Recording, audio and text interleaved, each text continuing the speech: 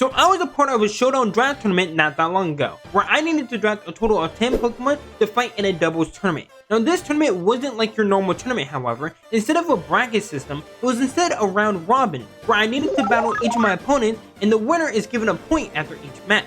And the person with the most points at the end of the tournament wins a cash prize. Now all of this began 3 weeks before the draft. One day while I was editing some videos, I got a text from a good friend of mine, and he told me some of his friends were throwing a showdown draft tournament and were looking for people that were actually interested in joining in.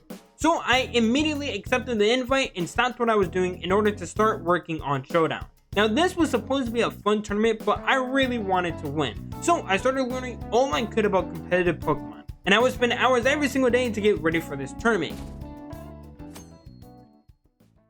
Now before the draft started, I was working with viewers of mine to make the best team possible, and through trial and error I ended up going with a rain team. Rain teams have been very popular in Gen 9 and was my most successful team in practice, and thankfully I got most of them for the tournament.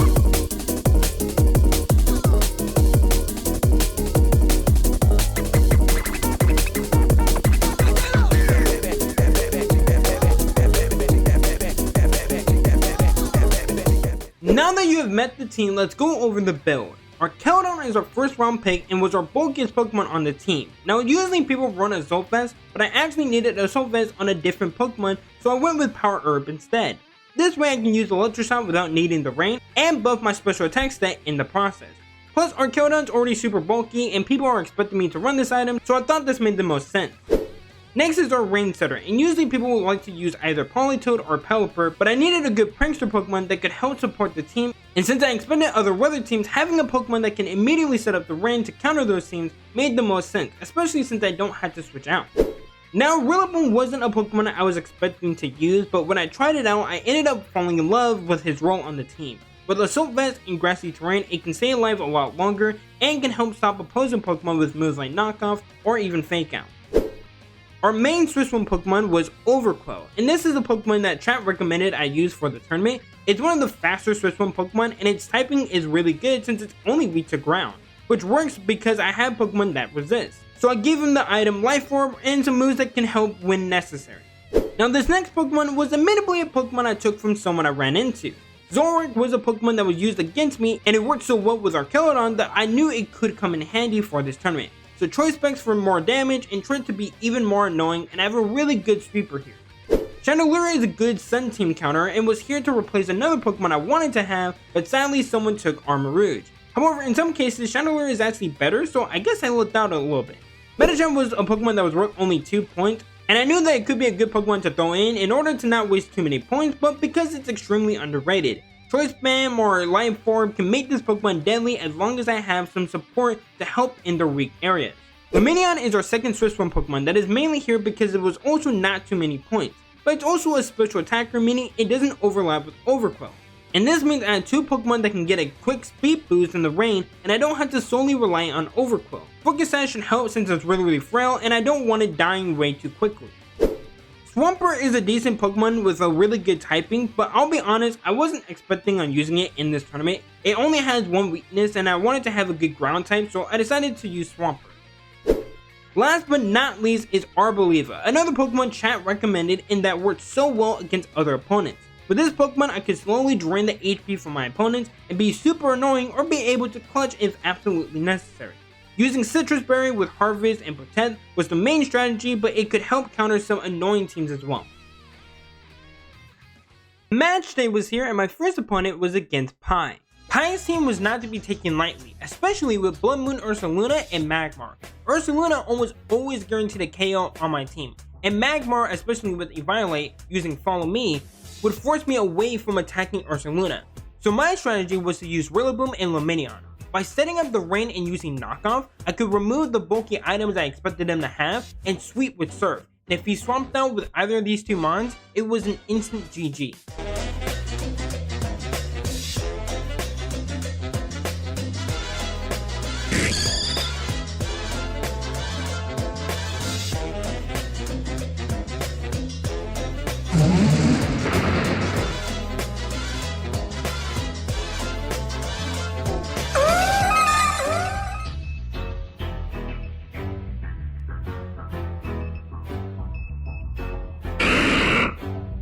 My next match was against Cyber, and I'll be honest, he kinda caught me off guard a little bit.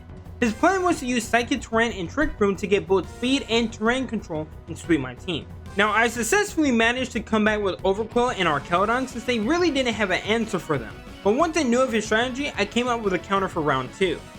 Zoroark. By using Zoroark, I can catch him off guard and get an easy kill, then pivot to Rillaboom to offset his Psychic Terrain. This plan worked beautifully, and afterwards I set up the Rennet and took down his Delphox, then I brought in my Arkeldon against his Maushold. And this is where he makes his big mistake. He didn't know about my Arkeldon's ability.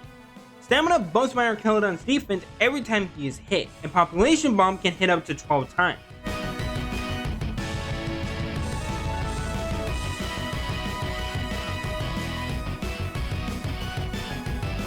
After this, we had a break before our next matches. My opponent was Lad, who was running more of a gimmick team. He could set up Psychic Terrain with his Indeedee and then combine this with Bronzong for a Trick Room sweep like with Cyber. Or he could even use Shell Smash with Torterra and protect it with Indeedee so it can't use Taunt or Fake Out. However, when we got to the match, I didn't see the Pokemon I was expecting him to use. The gimmick he chose to try on my team was Infernape and Basculegion. By using Ember on Basculegion, he can buff him as he tries to sweep. Problem is, I had a Medicham to counter and overwhelm the strategy.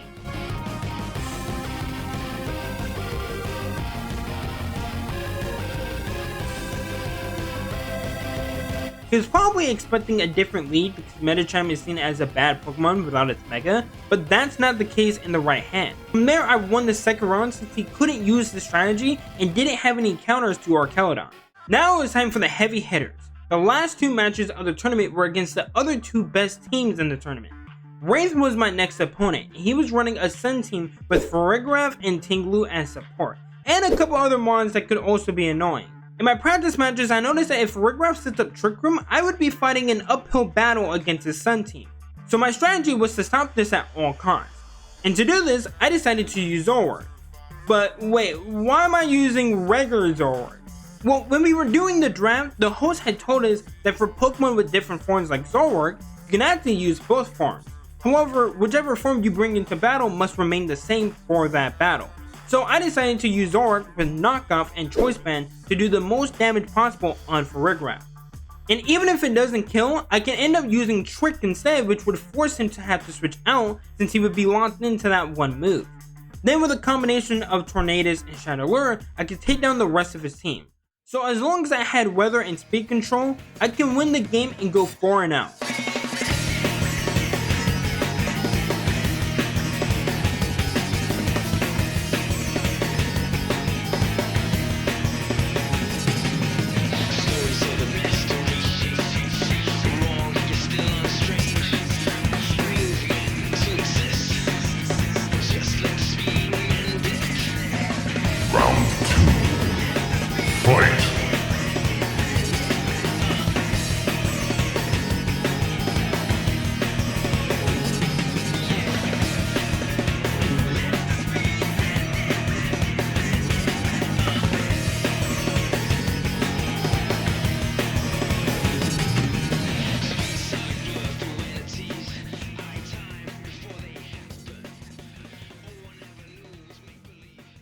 Now so far I haven't talked about the other matches, but that was for good reason. At this point I've talked about how my matches have gone pretty smoothly. However, there's been another person that has also won all of their matches.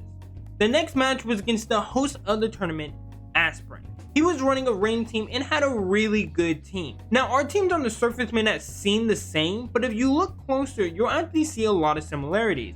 Both of us have Prankster and Rain Setters, both have Pokemon that can buff their stats over time, Swift Swim Pokemon, bulky Salmon. The whole team was basically a carbon copy, which means we could have similar strats for how to play. This also means I don't have a safe lead against his team, nor do I have anything I can implement safely.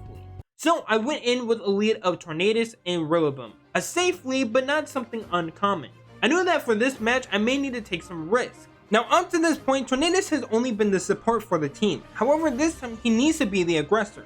My only attacking move is Bleak Wind Storm, which is only 80% accurate. But I know Aspirin isn't expecting me to do this, so I start the round by going on the offensive. And Aspirin starts by setting up with his Whimsicott. I nearly take down his Scrafty, but he barely lives. and I continue the onslaught, but he swaps in Pelipper. The Rillaboom almost dies thanks to Hurricane and hitting itself in confusion, so I had to preserve him, so I swap, and thankfully I make up for this by getting a critical hit with Bleak Wind Storm, and taking down both his Whimsicott and Pelipper. Now it's a 2v4, but his team is still in a good position. The next turn starts and I make a massive mistake. By using Draco Meteor when he tears Kingdra and not using Tailwind, Tornadus goes down and I've essentially wasted a whole turn. But because I saved my Rillaboom from before, I'm able to take down the Scrafty and put myself in a 2v1 and win the first round. Now because of the first round, I decided to play some mind games in round 2. This time I let both Tornadus and Zoroark and I go for another risky play. I used Taunt on Whimsicott and it worked. Now usually Whimsicott outspeeds Tornadus, but his Whimsicott wasn't invested into speed, so my Tornadus actually goes first. Which means I was able to use Taunt, and since he doesn't have any attacking moves, his Whimsicott will only struggle. His plan was to set up Sunny Day and use the sun to take down my Rillaboom and Archelodon, but because I cancelled it out with Taunt, nothing happened and I essentially got a free turn. Now I have him on the back foot and he loses his strongest Pokemon. He tries to swap in Scrafty, realizing Zoroark is out, but he dies to Bleak Wind Storm before he can do anything. Now it's a 4v2 and my Pokemon haven't been touched yet, and with that I finish off his Pokemon and win the tournament. Hopefully you guys all really enjoyed the video, and if you guys did, make sure you guys smack that sub button. It really does help out the channel and help out the video because this one took a really long time to get done. Hopefully we get to do more stuff like this in the future because it was a lot of fun to do. And I really did enjoy playing against all these people. They were a lot of fun and really cool to hang out with. Also, I want to say massive thank you to all of my viewers and my friends that helped me for this tournament. It really didn't mean the world to me that you guys wanted to help me out for this tournament. So hopefully I did well enough for you guys and I didn't make too many mistakes. But without further ado, I will see you guys in the next one. Happy Thanksgiving. See you guys.